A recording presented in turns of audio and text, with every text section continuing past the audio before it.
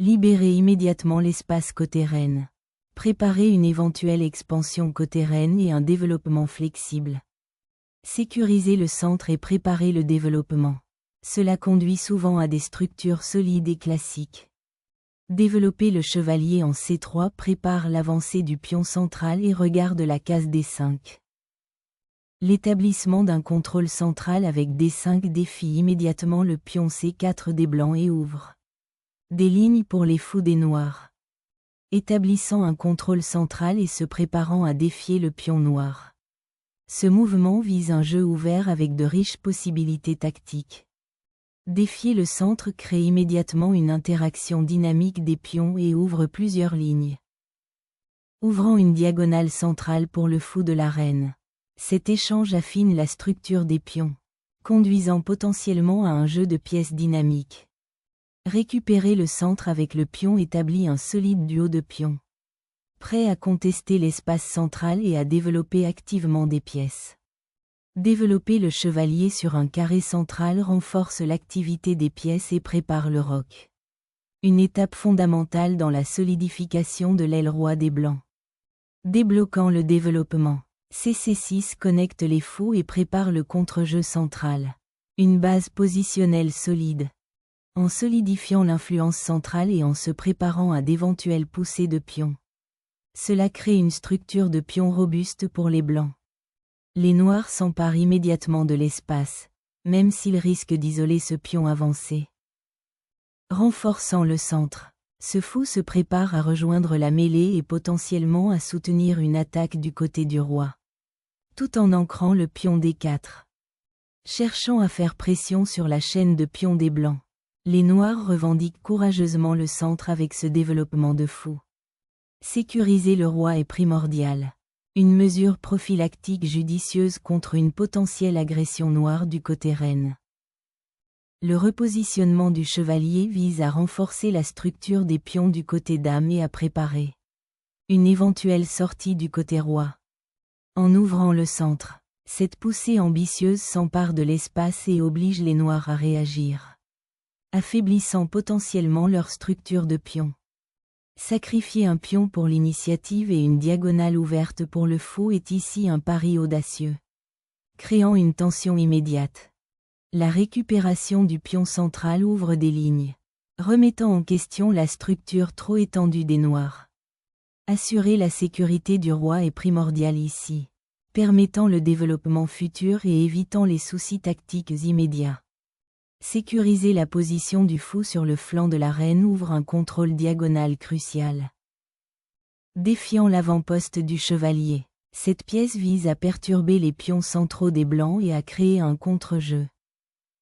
Défier le pion avancé des noirs crée une tension immédiate et force une décision sur le développement des pièces. Le retrait du fou ici crée une marge de manœuvre, visant à défier la structure centrale des pions blancs et potentiellement à échanger une pièce mineure. En retirant l'évêque vers une case plus sûre. Cela permet aux blancs de surveiller l'aile dame et potentiellement de préparer l'expansion des 5.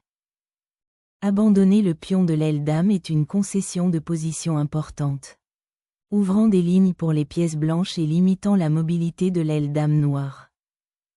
Protéger le roi et préparer une poussée de pions tout en empêchant le repositionnement du chevalier. Échanger cet évêque libère le fichier D et soulage la pression sur le centre blanc. Gagner une majorité de pions centraux est un avantage de position important qui servira bien les blancs. En lançant ici une séquence d'échanges, les noirs visent à perturber la structure des pions des blancs, bien que cela affaiblisse temporairement leur propre aile dame. Cibler les cases lumineuses affaiblies autour du roi noir crée une pression tactique immédiate. Lâcher le chevalier en F5 déclenche un assaut audacieux, visant à perturber le sanctuaire royal des blancs en créant des menaces tactiques. En se concentrant sur le chevalier attaqué, ce mouvement crée une dangereuse menace d'attaque découverte sur la reine noire. Déplacer la reine en D7 prépare une tempête de pions du côté du roi ou renforce les cases sombres. Centrale. Déplacer la reine pour cibler les cases claires affaiblies et se préparer à un éventuel assaut du Côté du roi crée une pression immédiate. Sécuriser la voie de fuite du roi répond aux dangers cachés de l'évêque et du chevalier développé. Obtenir un contrôle central crucial et se préparer à défier la position exiguë des noirs à l'aile du roi, menaçant de diviser la reine et le fou blanc. Cette manœuvre exige une attention immédiate et remodèle le paysage tactique. Le chevalier récupère désormais son influence centrale, prêt à soutenir de nouvelles avancées de pions ou à se joindre à une attaque. Reprenant son influence centrale, ce chevalier vise immédiatement à activer le fou épinglé et à défier l'imposant centre du pion blanc. Récupérer le fou du mur de pions agressif met de l'ordre dans l'aile dame des blancs, préparant les actions futures et renforçant le contrôle sur les cases clés.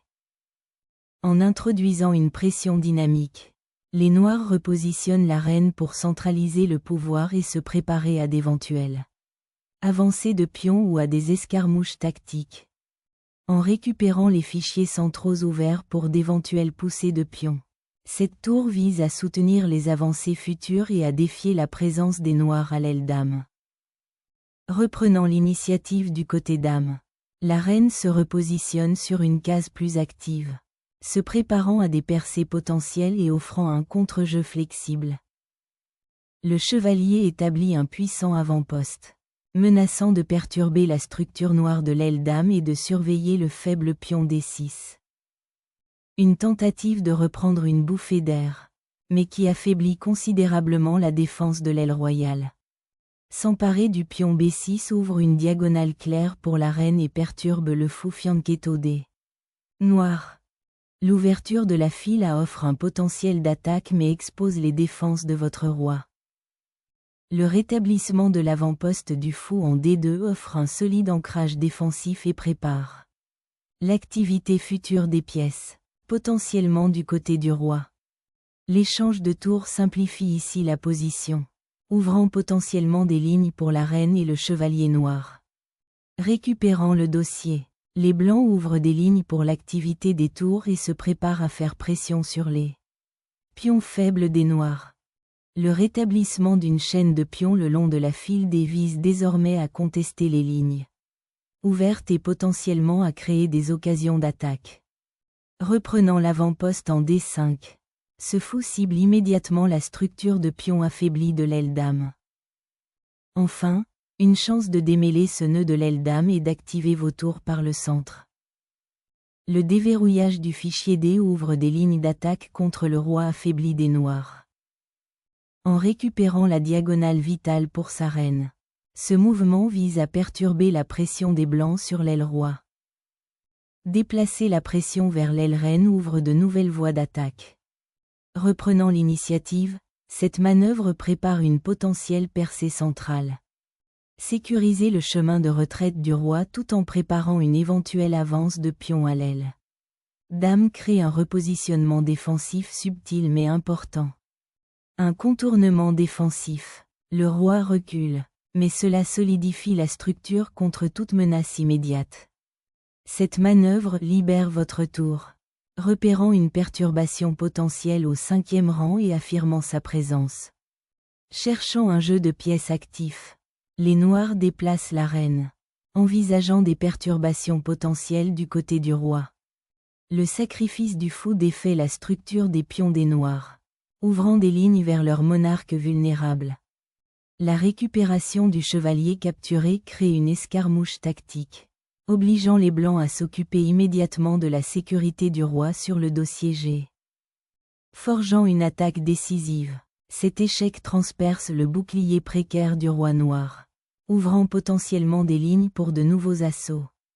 Manœuvre désespérée, ce roi recule, abandonnant l'initiative et laissant la reine exposée.